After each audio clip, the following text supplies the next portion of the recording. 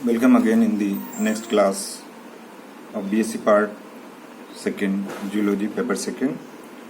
हम ये चर्चा कर रहे थे परासरण नियमन की कार्यकी के बारे में, और उसमें हम निष्क्रिय परिवहन की विभिन्न विधियों के बारे में चर्चा कर चुके थे। आज हम देखते हैं कि सक्रिय परिवहन क्या होता है और इसका मैकेनिज्म क्या है, जिसके द्वारा कि जंतुओं में कोशिकाओं में पानी और लवण की मात्रा को बनाए रखने में मदद मिलती है। तो एक्टिव ट्रांसपोर्ट क्या है?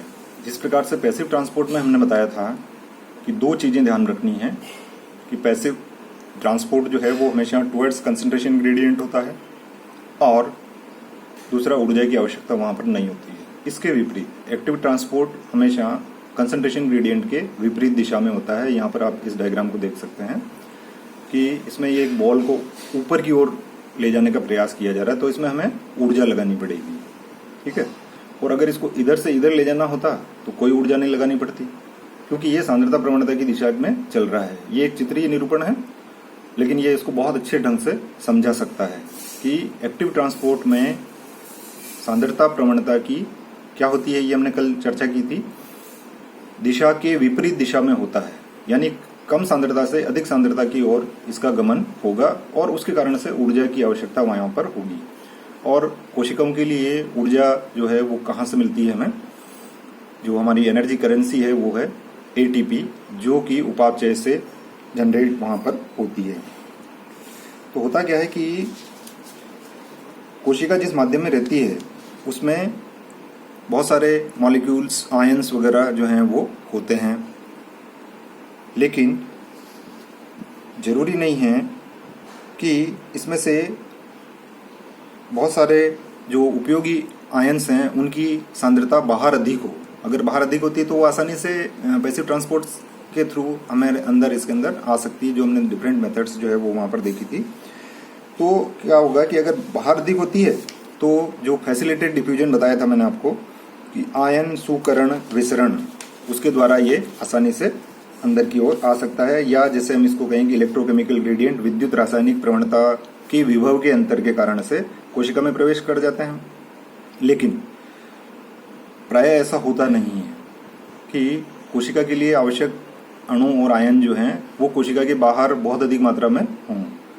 उस समय पर हमें क्या करना पड़ेगा कि सक्रिय परिवहन हमें काम में लेना पड़ेगा, और उसके कारण से ऊर्जा की आवश्यकता वहां पर होगी। ये ऊर्जा कहाँ से मिलेगी हमारे को? जो माइटोकॉन्ड्रिया में ऑक्सीडेटिव फास्फोरिलेशन होता है वहां से एटीपी बनेगा, और ये एटीपी ऊर्जा के रूप में काम में आती है। किस प्रकार से? एटीपीज एंजाइम जो है वो उसका विघटन करता है, तो एडीपी और एक इनऑर्गेनिक फॉस्फेट बनता है। ये फर्स्ट ईयर में आपने पढ़ रखा है, फिर और कभी इसके बारे में आगे चर्चा करेंगे हम। अभी जो है वो इसी टॉपिक के ऊपर कंसंट्रेट करते हैं, सक्रिय परिवहन क्या होता है। तो इसकी क्रियाविधि को समझने के लिए हम एक उदाहरण लेते हैं, सोडियम पोटेशियम पंप। तो सोडियम पोटेशियम पंप में क्या होता है कि कोशिकाओं में जिस माध्यम में कोशिकाएं रह रही हैं वो उनमें इंट्रासेल्यूलर हाई पोटेशियम कंसंट्रेशन होती है और लो सोडियम कंसंट्रेशन होती है। ये कोशिका के जीवित रहने के लिए आवश्यक है। इसको अगर आप समझें इस तरह से कि बाद में हम इसका मैकेनिज्म और डिटेल से पढ़ेंगे तब समझ में आ जाएगा। पहली चीज ये ध्यान में रखें कि cells have high intracellular potassium concentration and low sodium concentration, यानी कि उनमें इंट्रासेल्युलर का मतलब क्या हुआ?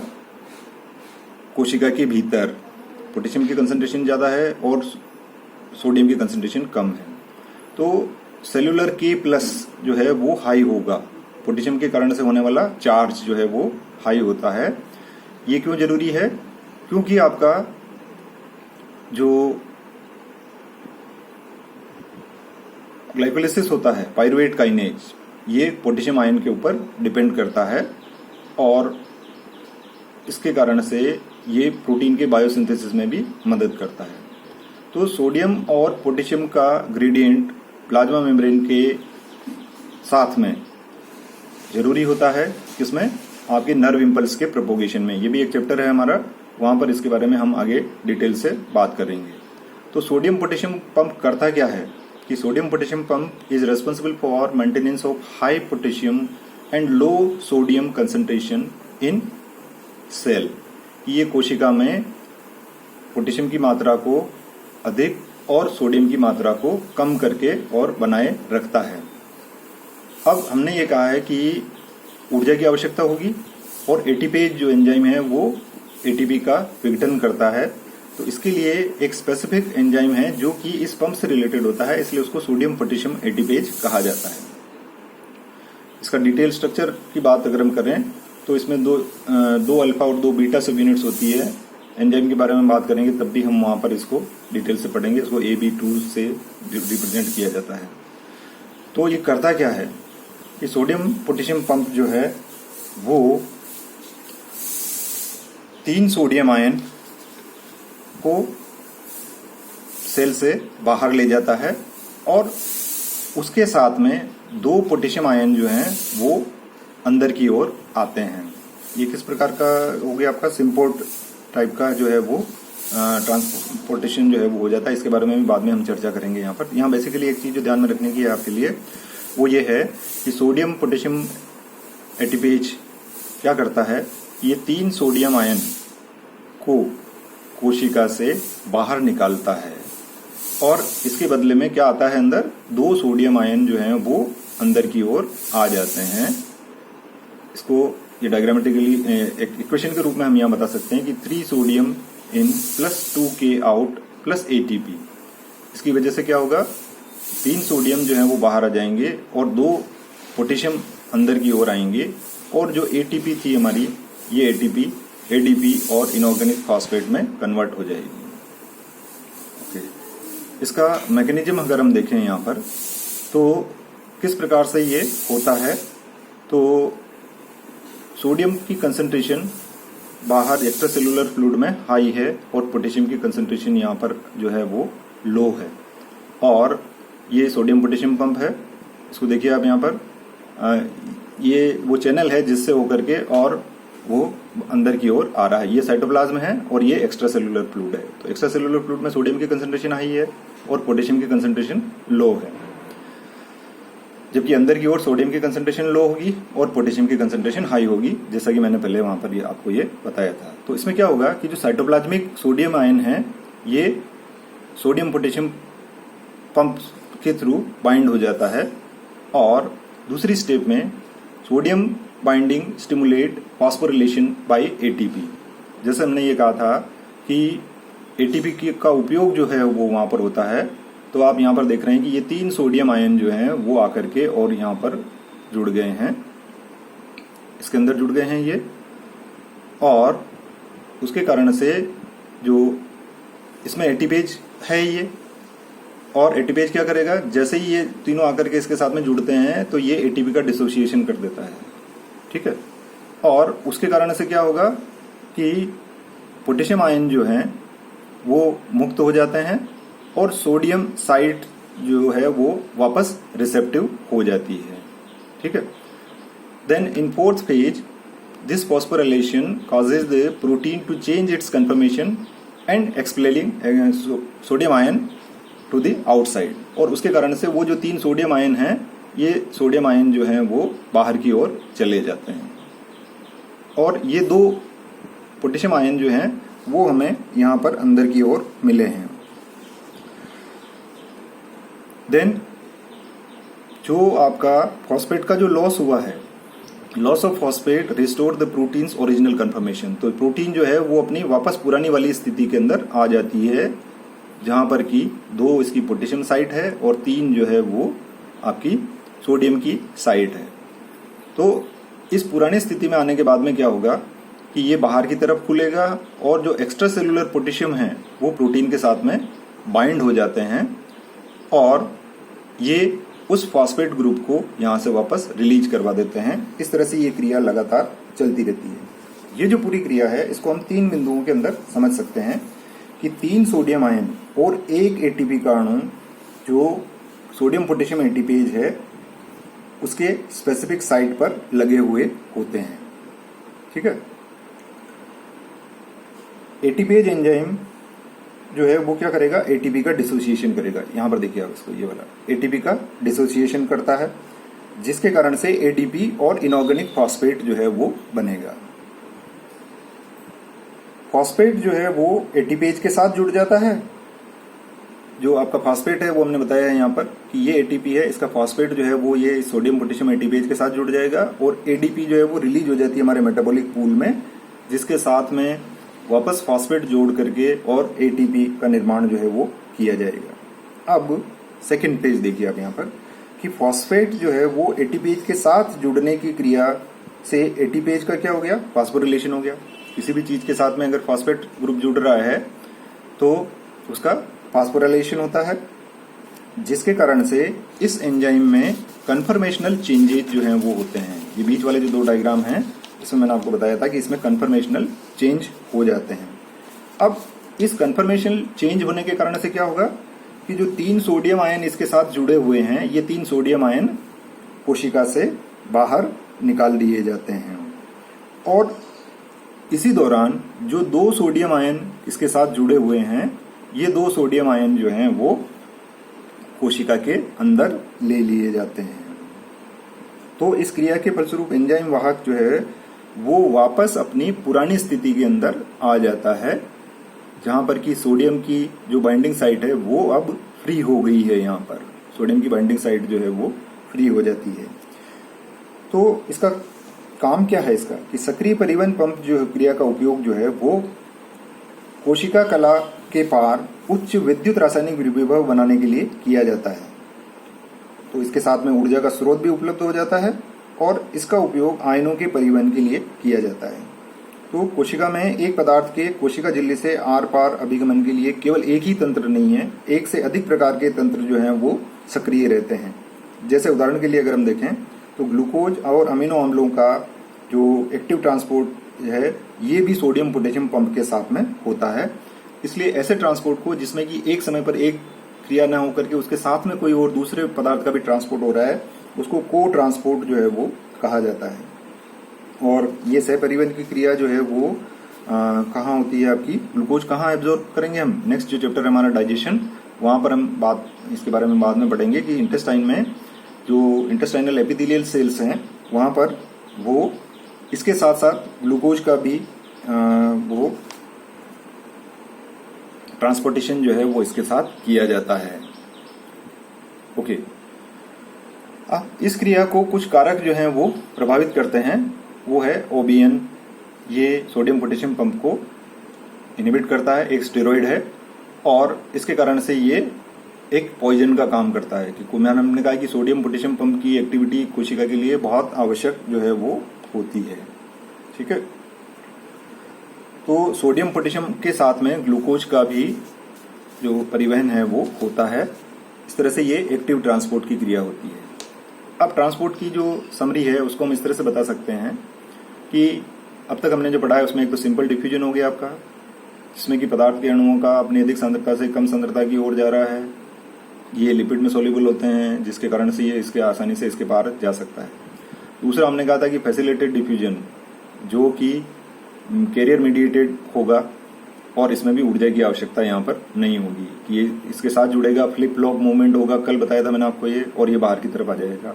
और एक हुआ कि ये कम सांद्रता से अधिक सांद्रता की ओर जा रहे हैं अगर अपने अणुओं की, तो एक्टिव ट्रांसपोर्ट होगा और ऊर्जा की आवश्यकता जो है वो यहाँ पर होगी। ओके, तो ट्रांसपोर्ट सिस्टम की जो हम बात कर रहे थे कि ट्रांसपोर्ट सिस्टम जो है वो आपका किस प्रकार का, 3 प्रकार का ये हो सकता है। ये आपके इसमें ये वो नहीं है, लेकिन ये भी आपको जान लेना चाहिए, बहुत उपयोगी चीज है ये।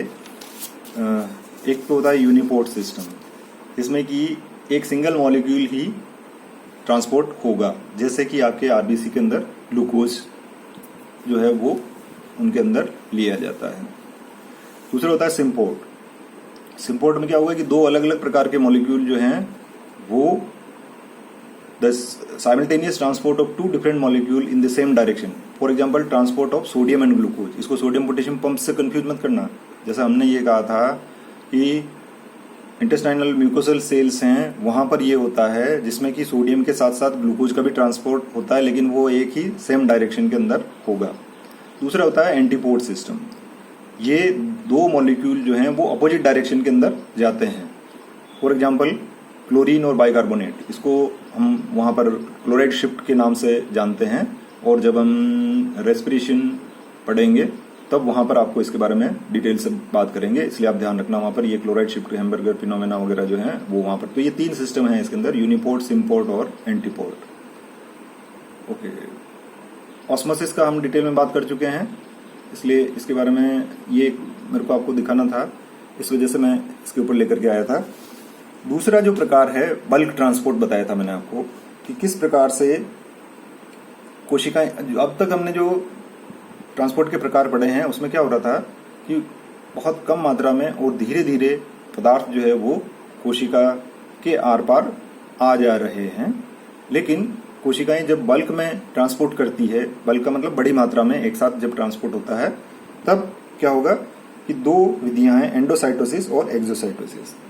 एंडोसाइटोसिस का मतलब क्या होता है कि जब प्लाज्मा मेम्ब्रेन जो है वो अंदर की ओर एक पॉकेट नुमा संरचना बनाती है और उसके साथ में जो सब्सटेंस है वो अंदर की ओर ले लिया जाता है।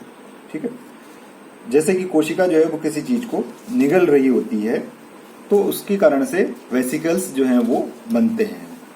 तो सब्सटेंस क्या होगा, उस वेसिकल के अंदर आ जाएगा और ये वेसिकल पिंच्ड ऑफ हो जाएगा, यानी उसे टूट करके प्लाज्मा मेम्ब्रेन से अलग हो जाएगा। तो इसके साथ में आपको 2 प्रकार के सब्सटेंस जो हैं वो लिए जा सकते हैं कि आइदर ये सॉलिड होगा या लिक्विड जो है वो हो सकता है। ध्यान से समझना आप इस चीज को। यहाँ पर इस डायग्राम के थ्रू इसको समझाने की कोशिश करते हैं कि एनिमल सेल के अंदर एंडोसाइटोसिस किस प्रकार से होता है। इसमें तीनों ही प्रकार की चीजें जो है, एक कोटेड वेसिकल होता है, क्लेथरीन कोटेड वेसिकल, इसके बारे में हम चर्चा करेंगे। पहले जो हम बात कर रहे हैं यहाँ पर एंडोसाइटोसिस का क्या मतलब है कि कोशिका के अंदर किसी चीज को लिया जाना, इसको आप समझ लीजिए इस तरह से एंडोसाइटोसिस। अब कोशिका के अंदर जो पदार्थ जो ये अंदर ले रहा है उसकी प्रकृति के आधार पर कि वो किस प्रकार का है, पदार्थ की जो है फिजिकल प्रॉपर्टीज आपने पढ़ी हुई है कि वो ठोस हो सकता है, द्रव हो सकता है, गैस हो सकता है, और एक और जो कि सॉलिड और लिक्विड के बीच की अवस्था होती है उसको हम जेल कहते हैं। सोल जेल सिद्धांत वगैरह आपने वहां पर ये पढ़ा है। सॉल्यूशन की अगर हम बात करें, लिक्विड की, जो हम कह रहे थे कि द्रव पदार्थ को अंदर की ओर लिया जाता है, तो ये देखिए यहाँ पर ये एक्स्ट्रा सेलुलर फ्लूइड है। इस एक्स्ट्रा सेलुलर फ्लूइड में कुछ इंपॉर्टेंट सब्सटेंस हैं कोशिका के लिए जिनको कि इसके लिए आवश्यकता है लेने के लिए। तो ये क्या करेगा, एक वेसिकल बनाएगा। वेसिकल का मतलब क्या होता है, प्लाज्मा मेम्ब्रेन जो है वो अंदर की ओर धंस करके एक पॉकेट नुमा संरचना बनाती है, और अब ये जो दोनों भाग हैं वो एक दूसरे से मिल जाएंगे और ये एक वेसिकल बन जाता है। इस वेसिकल के प्लाज्मा झिल्ली से टूट करके और अलग हो जाता है। मेम्ब्रेन फ्लो सिस्टम बताया था कल मैंने आपको ये। तो ये वेसिकल बन गया। इस वेसिकल के अंदर क्या है आपका, ये लिक्विड है। तो ये जो प्रक्रिया है ये कहलाती है पिनोसाइटोसिस। और पिनोसाइटोसिस का शाब्दिक अर्थ अगर हम देखें तो ये होता है कोशिका पायन, यानी कि सेल ड्रिंकिंग। कोशिका पायन इसको कहा जाता है। अच्छा, दूसरी चीज देखिए यहाँ पर, ये अमीबा में आपने पढ़ा है कि अमीबा फूड किस प्रकार से लेता है। तो मान लीजिए कि ये एक अमीबा की कोशिका है, एक अमीबा है, अमीबा एक कोशिकीय जीव है ना। तो ये सूडोपोडिया बना है और ये फूड वैक्यूल, फूड जो है वो लेकर के और आया है। अब ये दोनों मिल जाएंगे इस तरह से और ये फूड वैक्यूल बन गई है। तो ये सॉलिड है। तो सॉलिड को जब कोशिका के अंदर लिया जाता है तो इसको हम कहते हैं फेगोसाइटोसिस, कोशिका भक्षण। और यहां पिनोसाइटोसिस से जो वेसिकल बना है उसको हम कहते हैं पिनोसोम, और फेगोसाइटोसिस से जो वेसिकल बनेगा उसको हम कहते हैं फेगोसोम। ठीक है। तो भौतिक और रासायनिक प्रकृति के आधार पर फेगोसाइटोसिस जो है उसको 2 कैटेगरी के अंदर डिवाइड किया जा सकता है कि पदार्थ जो वो अंदर ले रही है वो किस प्रकार का है। एक और हमने यहाँ पर बनाने की कोशिश की है, वो है आपका क्लेथरीन कोटेड वेसिकल। इसके बारे में मैं थोड़ी देर बाद बताऊंगा आपको कि ये कोटेड वेसिकल है।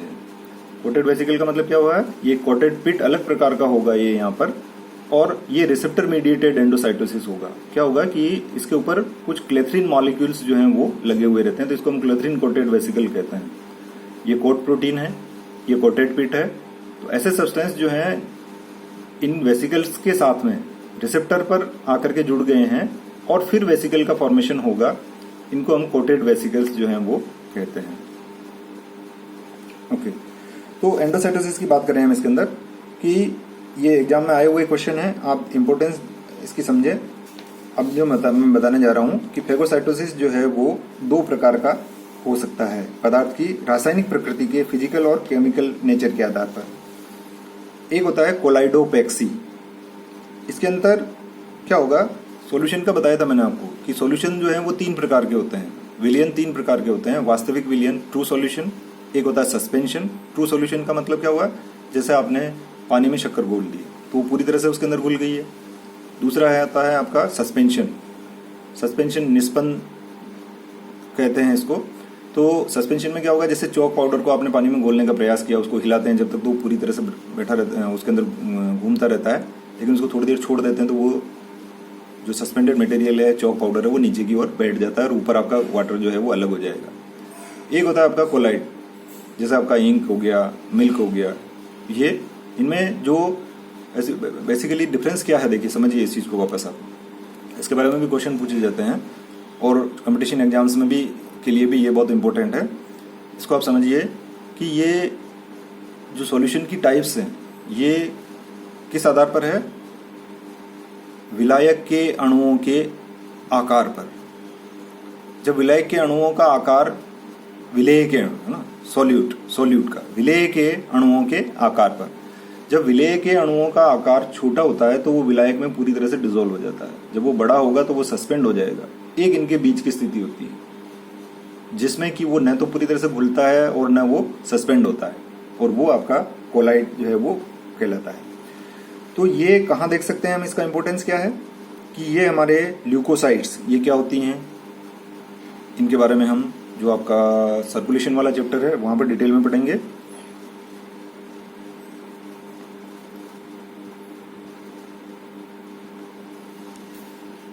सर्कुलेशन में वहां पर हम डिटेल में पढ़ेंगे इसके बारे में। वहां न्यूट्रोफिल और मैक्रोफेजेज सेल्स होती है, वो छोटे छोटे कोलाइडल कणों का अपने अंदर इस तरह से इंजेक्शन करती है। एक होता है आपका क्रोमोपेक्सी। तो ये क्रोमोपेक्सी में जो क्रोमोजन मॉलिक्यूल्स होते हैं, ये क्रोमोजन का मतलब क्या होता है, कणी, जो मॉलिक्यूल का जो क्रोमोजन का मतलब क्रोमा मीन्स कलर। तो जो ऐसे कलर्ड सब्सटेंस हैं उनको प्लाज्मा झिल्ली के द्वारा लिया जाता है। एग्जाम्पल है इसका कि जो मेरोब्लास्टिक सेल्स हैं वहां से इनको अंदर लिया जाता है। अब एक जो रिसेप्टर मीडिएटेड एंडोसाइटोसिस की बात हम कर रहे थे यहाँ पर कि ये, इसको हम कहते हैं ग्राही माध्य अंतर्ग्रहण। ये 2 प्रकार से भिन्नता रखती है कि एक तो हार्मोन, प्रोटीन और एंटीबॉडीज को लेने के लिए जो विशिष्ट कोशिकाएं हैं उनके अंदर रिसेप्टर्स जो हैं वो पाए जाते हैं। ये रिसेप्टर के साथ जुड़ जाते हैं और फिर ये कोशिका के अंदर प्रवेश करते हैं। जैसे हमने यहाँ बताने की कोशिश की है, देखिए अब इसको कि ये कोई सब्सटेंस है जो कि कोशिका के लिए आवश्यक है, ये इसका रिसेप्टर है। इस रिसेप्टर के साथ ये जुड़ जाता है और फिर ये इन्वेजिनेट होता है, यानी अंतर्वलित होता है, और इस सब्सटेंस को इसके अंदर ले लिया जाता है। उसके बाद ये जो रिसेप्टर है वो रिलीज हो जाएगा यहाँ पर और इसको रिलीज कर देगा इसके अंदर। तो पदार्थ के जो अणु इस विधि से कोशिका के अंदर प्रवेश करते हैं उनको लिजेंड्स या संलग्नी कहा जाता है, और ग्राही जो कि प्रोटीन होते हैं और प्लाज्मा मेम्ब्रेन के अंदर ये पाए जाते हैं। तो ये क्या होगा, एक लिजेंड रिसेप्टर कॉम्प्लेक्स का फॉर्मेशन होगा। ये रिसेप्टर है, ये आपका लिजेंड है, एक रिसेप्टर लिजेंड कॉम्प्लेक्स का फॉर्मेशन यहाँ पर हो गया है। तो ये इसके साथ में कोटेड पिट के अंदर ये आ जाता है। तो लेपित गर्त वो स्थान होते हैं जहां पर कि प्रोटीन एक होती है, नाम याद रखिए आप इसका, क्लेथरीन। यहां पर हमने बताया इसको कोट प्रोटीन के नाम से कहा है, कोटेड पिट कहा है इसको। एक्चुअली यहां पर जो एक उदाहरण ध्यान में रखिए आप, ये क्लेथरीन कोटेड वेसिकल, क्लेथरीन लेपित गर्त जो है वो इनको कहा जाता है। अब प्लाज्मा के भीतर जब ये पहुंच जाता है उसके बाद क्या होगा कि आपका क्लेथरीन जो है वो वापस रिलीज हो जाएगा इसके अंदर, और ये वापस आपका प्लाज्मा मेम्ब्रेन के ऊपर चला जाएगा। इनको रिसेप्टोसोम्स या ग्राहिकाएं भी कहा जाता है, वो स्थल जो कि इस तरह के रिसेप्टर्स के युक्त होते हैं। तो ये कहाँ काम आता है कि प्राणी कोशिकाओं में कोलेस्ट्रॉल जो है वो इस तरह से इंजेस्ट जो है वो किया जाता है, और प्रोटीन के अलावा लो डेंसिटी प्रोटीन्स LDL इसके लिए आवश्यक होती है। और ये जो क्रियाविधि है ये ब्राउन और गोल्डस्टीन ने समझाई थी, और 1986 में इस विधि की खोज करने के लिए 1986 में इन्होंने एक रेडियो लेबल्ड आयोडीन जो होती है I-135 उसका जो आइसोटोप है उसको काम में लिया था, और ये पूरी मैकेनिज्म बताने के लिए इनको नोबेल प्राइज जो है वो दिया गया था कि किस प्रकार से जो क्लेथरीन कोटेड वेसिकल्स जो हैं वो काम करते हैं। ठीक है। दूसरा चीज अगर हम देखें इसके विपरीत होने वाली क्रिया, ये तो एंडोसाइटोसिस हो गया। एंडोसाइटोसिस का मतलब क्या हो, कोशिका के द्वारा किसी चीज को अंदर ग्रहण किया जाना। दूसरा होता है आपका एक्सोसाइटोसिस। एक्सोसाइटोसिस क्या होगा कि कोशिका से बाहर निकाले जाना। ठीक विपरीत प्रकार की क्रिया हो गई है ये, कि कोशिका से पदार्थ जो है वो बाहर निकाले जाएंगे। वो ठोस हो सकते हैं या द्रव हो सकते हैं, लिक्विड जो है वो हो सकता है। अपचित जो भोजन होता है जो ठोस या सेमी सॉलिड अवस्था में कोशिका के द्वारा बाहर निकाला जाता है। और इसी तरह से जो सिक्रीटरी सेल्स हैं, ऐसी कोशिकाएं जो कि किसी चीज का श्रावण करती हैं, वो भी वेसिकल्स के फॉर्म में इनको बाहर की ओर रिलीज जो है वो करेंगी। जैसे macromolecule from the cell to outside, release of macromolecule to the outside of the cell mostly occur via the participation of Golgi apparatus. ये मेम्ब्रेन फ्लो का जो बता रहा था मैं आपसे कि प्लाज्मा मेम्ब्रेन का जो भाग है वो हमेशा जरूरी नहीं कि प्लाज्मा मेम्ब्रेन के साथ लगा रहे, वो वेसिकल बना करके अंदर की ओर आ जाता है, और उस तरह से वापस जब एक्सोसाइटोसिस होता है तब वो वापस उसका भाग बन जाता है। एक और जो है वो आपका endoplasmic reticulum to plasma membrane का फ्लो होता है। इसके बारे में भी आपने फर्स्ट ईयर में डेफिनेटली पढ़ा होगा। तो सेक्रेशन की बात कर रहे थे हम वहां पर कि मैक्रोमोलिक्यूल जो हैं वो प्लाज्मा मेम्ब्रेन के द्वारा वेसिकल से बाहर निकाल दिए जाते हैं। जैसे कि आपका इंसुलिन हार्मोन का सिक्रीशन, इंसुलिन कहाँ बनाया जाता है, एक चैप्टर और है हमारा, वहां पर हम इसके बारे में डिटेल से बात करेंगे। मैं क्वेश्चन इसलिए पूछता हूँ कि आप लोगों के मन में कुछ जिज्ञासा बनी रहे कि आने वाले समय में जब हम इस चैप्टर को पढ़ेंगे तब आपको याद आए कि हाँ ये हमने वहां पर भी पढ़ा था उसके बारे में। तो हार्मोन का सिक्रीशन जो है वो एक्सोसाइटोसिस के द्वारा होता है। मैं जो बता रहा था आपको कि किस तरह से मेम्ब्रेन फ्लो क्या होता है, एक इंटरनल वेसिकल बनेगा जो कि प्लाज्मा मेम्ब्रेन के साथ फ्यूज हो जाता है और ये बाहर की ओर रिलीज कर दिया जाता है। ठीक है, आपका गोल्जी एपरेटस है, फर्स्ट में पढ़ा है आपने। इससे दो फेस होती है, फॉर्मिंग फेस और मैच्योरेशन फेस। ये मैच्योरेशन फेस है जहां से कि वेसिकल जो है वो पिंच्ड ऑफ होगा। तो ये इसको ट्रांसगोल्जी नेटवर्क का हमने ये वेसिकल बनाया आपसे। देखिए एंडोप्लाज्मिक रेटिकुलम जो भी सिंथेसिस कर रही है वो वेसिकल के रूप में उससे निकल करके और इसकी फॉर्मिंग फेस पर आते हैं और मैच्योरेशन फेस से रिलीज होते हैं यहाँ पर। तो यहाँ से आपका देखिए अब ये वेसिकल बना, ये यहाँ पर आया और ये सिक्रीशन इसके बाहर की तरफ हो गया। तो सेल्स जो हैं वो इस विधि से सब्सटेंस को कोशिका के बाहर सिक्रीट कर सकती हैं। लेकिन मैं जो बता रहा था आपको वो ये है कि वो वेसिकल जो कि एंडोप्लाज्मिक रेटिकुलम से आया था वो इस तरह से सिस्टर्ना वेसिकल लेमिना बन करके फिर वापस सिस्टर्निंग बना है और ये प्लाज्मा मेम्ब्रेन का पार्ट हो गया। प्लाज्मा मेम्ब्रेन से जो वेसिकल पिंच्ड ऑफ हुआ है वो वापस इसकी फॉर्मिंग फेस पर आ सकता है या एंडोप्लाज्मिक रेटिकुलम के या न्यूक्लियर एनवेलप के साथ जुड़ा हो सकता है। डिफ्यूजन हम पढ़ चुके हैं पहले। एक्टिव ट्रांसपोर्ट एक बार इनका पूरा समराइज कर लेते हैं वापस। एक्टिव ट्रांसपोर्ट हमने पढ़ा था कि एक्टिव ट्रांसपोर्ट किस प्रकार से होता है। पिनोसाइटोसिस क्या है